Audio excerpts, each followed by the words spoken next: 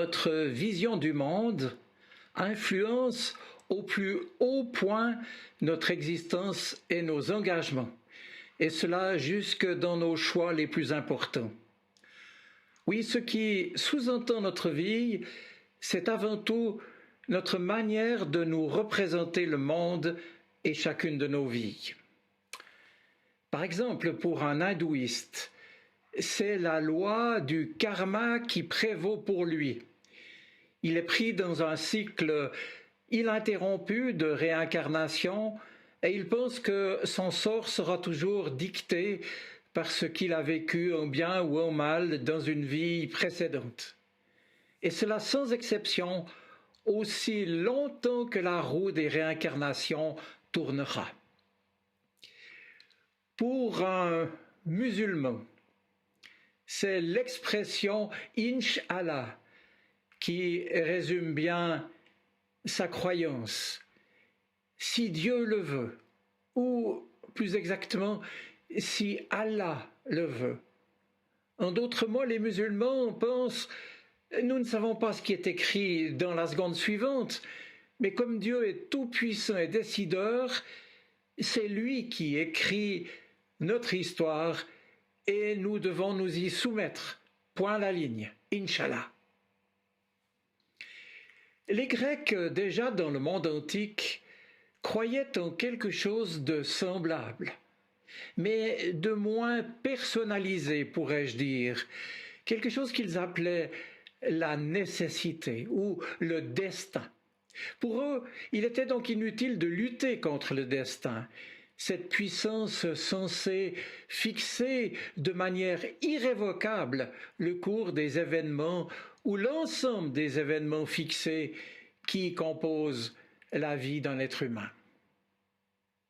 Eh bien maintenant, il en va tout autrement pour un chrétien. Et s'il lui arrive de dire en concluant un projet « Dieu voulant », c'est toujours pour dire quelque chose comme « Le Seigneur sait toutes choses et il sait en fin de compte ce qui est bon pour moi.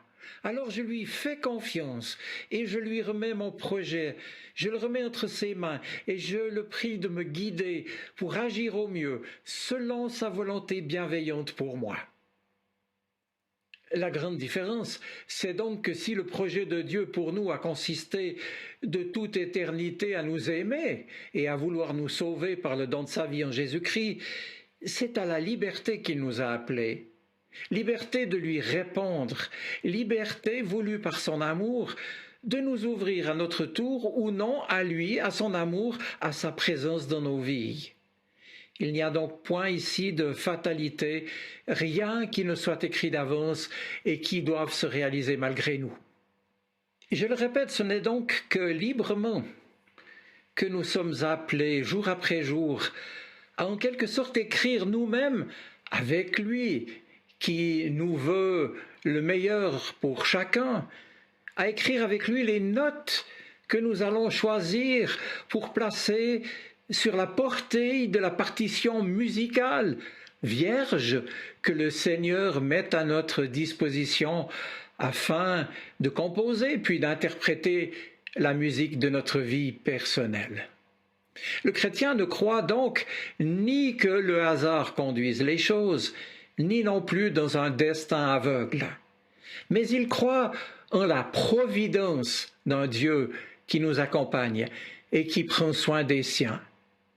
Et puisque j'évoque ici le mot providence, la providence de Dieu, il faut que je m'explique un peu. Ce mot est issu du latin providentia, qui souligne justement que Dieu nous guide et qu'il nous assiste dans notre réalité humaine lorsque nous nous attendons à lui, et cela même s'il ne nous épargne pas les aléas de la vie, les difficultés et les épreuves inhérentes à notre condition humaine, vulnérable et passagère. Providence signifie donc que c'est par sa suprême sagesse que le Seigneur notre Dieu nous conduit et conduit toutes choses au fil de nos vies selon sa bienveillance.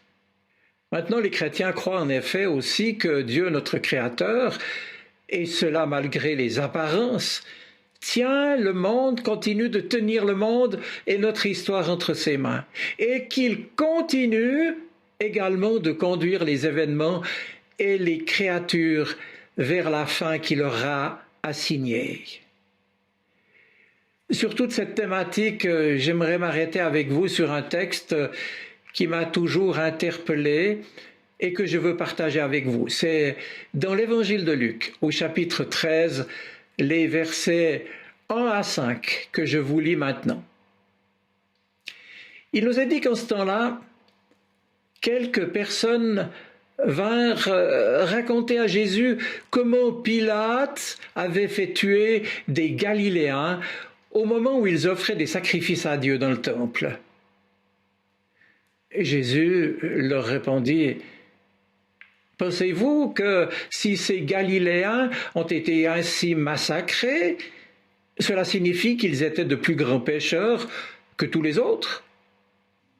Et puis, ces 18 personnes que la tour de Siloé a écrasées en s'écroulant, pensez-vous qu'elles étaient plus coupables que tous les autres habitants de Jérusalem? Non, je vous dis, mais si vous ne changez pas de vie, vous mourrez tous comme eux. » Voilà, eh bien, c'est vrai que lorsqu'un malheur arrive, qu'il soit causé par la méchanceté des êtres humains ou par un accident de la nature, nous cherchons habituellement d'abord des responsables, les coupables. Et c'est comme un penchant naturel qui nous pousse à accuser les autres alors que les choses tournent mal. La recherche des responsables, en quelque sorte, nous donne bonne conscience. Et en condamnant les autres, nous nous plaçons dans le camp des bons. Ce sont toujours les autres, en somme, qui sont à blâmer. Les dirigeants, le système économique, la société dans laquelle nous vivons, certains individus malveillants et j'en passe.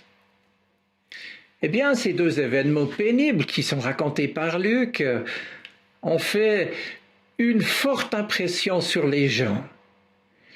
Dans le premier cas, il s'agit de l'assassinat odieux de personnes qui étaient en train d'offrir un sacrifice dans le temple et que Pilate a voulu éliminer. Et puis dans le second cas, c'est l'écroulement d'une tour qui a entraîné la mort donc de 18 personnes. Survenus à Jérusalem, ces deux incidents ont dû provoquer bien sûr des discussions sur le problème du mal, de la souffrance, de la culpabilité. Et Jésus demande à ses disciples: « Mais pensez-vous qu'ils étaient plus pécheurs ou bien plus coupables que les autres ?» Et nous, que penser des victimes de nos guerres, de nos injustices et de nos exactions d'aujourd'hui? Sont-elles plus coupables que nous? Bien sûr que non. Et Jésus répond: pas du tout. Et stop à ce type d'interprétation. Et puis la tour de Siloé au temps de Jésus qui tombe, qui écrase, qui fait des morts. Les personnes concernées étaient-elles plus coupables? Et toutes les victimes d'aujourd'hui comme d'hier des catastrophes naturelles étaient-elles coupables? Non, à l'interprétation de notre histoire comme étant une succession de culpabilité, comme si l'aujourd'hui était une manière de payer le passé. Il n'y a pas de loi du karma. Et nous avons tous entendu cette expression, ou même l'avons-nous soupiré nous-mêmes pourtant. Mais qu'est-ce que j'ai fait au bon Dieu pour que ça m'arrive ou pour que je doive vivre cela? Eh bien, ce n'est pas la question. Jésus le dit très clairement. Et là, nous sommes dans l'erreur. Pourquoi? Eh bien, parce que la culpabilité est une manière de s'empêcher d'exister. Évidemment, si nous avons commis une faute, reconnaître sa faute pour ensuite agir différemment va changer les choses. Et là, nous ne sommes plus dans la culpabilité dès lors que nous intégrons notre péché, que nous revenons devant Dieu pour nous corriger, recevoir son pardon. Là maintenant, on est dans la responsabilité. Vous me direz peut-être que oui, mais dans l'Évangile, il semble que Jésus dise autre chose, parce qu'il dit, si vous ne changez pas de vie, vous mourrez comme eux. Est-ce que ce que je viens de dire tombe à l'eau? Puisque Jésus dit, vous mourrez comme eux. Il voulait, je crois, dire simplement que nous aussi, nous sommes mortels. Et qu'un jour, nous aurons à nous présenter devant Dieu. Ne pas mourir de façon absurde, c'est dès aujourd'hui prendre au sérieux notre vie et notre mort, prendre au sérieux le projet que Dieu a pour chacun d'entre nous. C'est mettre à profit le temps qui nous est donné. Il s'agit pour nous de ne pas mourir en coupable, mais au contraire de vivre. Il faut que nous puissions donner du sens à notre vie, comme d'ailleurs à notre mort, qui ne sera pas une catastrophe, mais un simple passage vers la maison du Père, comme dit l'Évangile de Jean au chapitre 14. Il s'agit de vivre jusqu'à notre dernier souffle, en donnant du sens à notre existence, avec Jésus, comme Jésus, et à la suite de Jésus, qui jusqu'à son dernier souffle a choisi d'aimer et de se donner. En fait, Jésus invite ses interlocuteurs à la métanoïa, un mot grec qui veut dire à un changement d'optique, à un changement de pensée, de comportement, de mentalité, à changer de vision de la vie, du monde et de lui, le Seigneur. Dieu n'est pas un juge, Dieu ne punit pas comme cela, Dieu ne fait pas du mal, ne veut pas du mal pour nous. Il n'a pas voulu ni pour ces Galiléens, ni pour ces victimes de cette chute de la tour de Siloé. Ce que Dieu veut pour nous, c'est la vie. Et cela a du sens, même si nous devons peut-être mourir d'une manière dramatique ou en tout cas dans la fragilité. Alors toi, peut-être tu te demandes, est-ce que ce que je vis maintenant a du sens? Eh bien, je te le dis, souviens-toi que ce n'est pas la bonne manière de se poser la question. Si la question doit être posée, celle du sens, c'est en se demandant si ma vie, si ta vie est orientée vers un avenir où il y a un horizon d'espérance.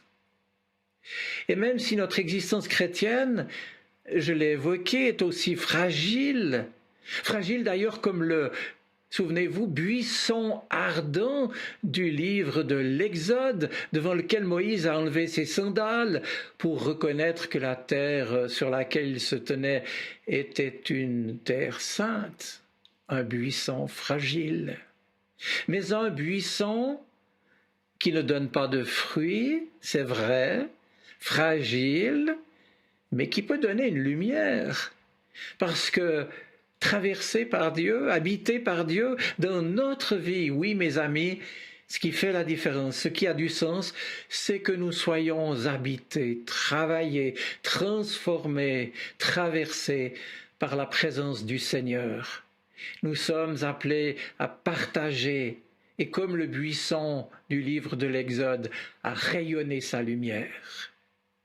Dès lors, demandons, je termine ainsi, demandons au Seigneur que les épreuves ne nous consument pas, comme le buisson n'a pas été consumé par le feu, par la lumière, par la présence de Dieu, mais que par sa présence d'amour en nous, nous puissions véritablement rayonner la lumière et l'amour à travers notre vulnérabilité et notre fragilité.